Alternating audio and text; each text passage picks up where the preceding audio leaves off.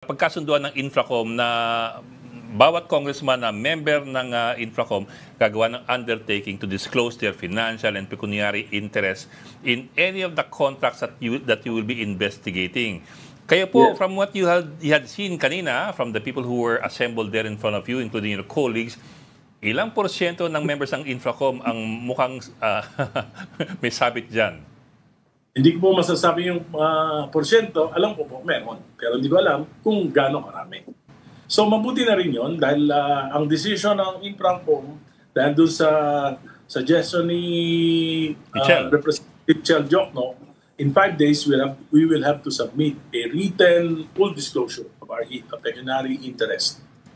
Kung sakaling hindi mag-submit. Congressman, sila Chel Jokno, naglabas na ng mga sala nila, yung members ng Akbayan. Kumusta yung reaction ng mga congressman? Meron na rin bang mga ibang nagsunuran? Wala pa po akong alam na may nagsunuran. At ngayon ko lang nalaman po sa inyo na naglabas na sila.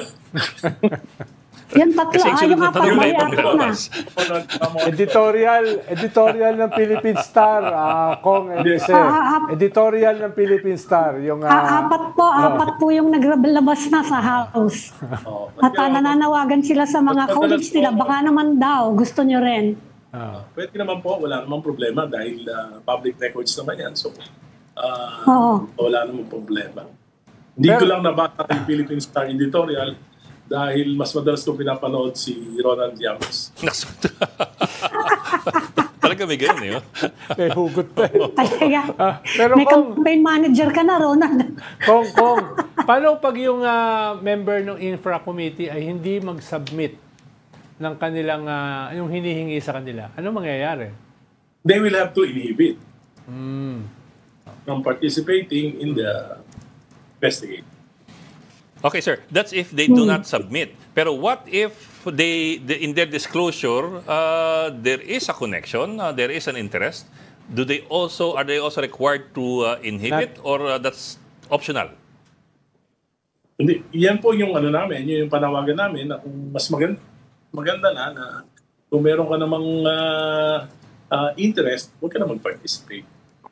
Para naman sa institution, maging credible naman yung investigation. Yes, sir. That makes sense. Pero may napagkasunod ba kayong ganun or hindi pa napag-uusapan?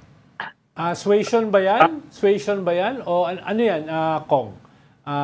Obligatory ba yan? Mandatory ba yan? Obligatory yung submission yung full disclosure. Pero doon sa mga sinabi, mga binanggit na batas ni Representative Jokno, parang ang ibig sabihin nun, hindi ka dapat mag-participate. Will not be proper if you will participate, if you have an interest dito sa mga flood control programs ng gobyerno. So, Kong, nasa rules yan ng House?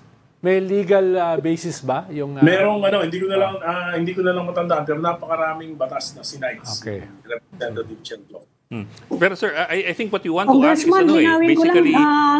basically in the event that a member of the Infracom turns out to have an interest in any of these contracts, in any of these projects, will his colleagues have the courage to say, hindi ka pwede sumali dito? Well, the minority definitely will have the courage to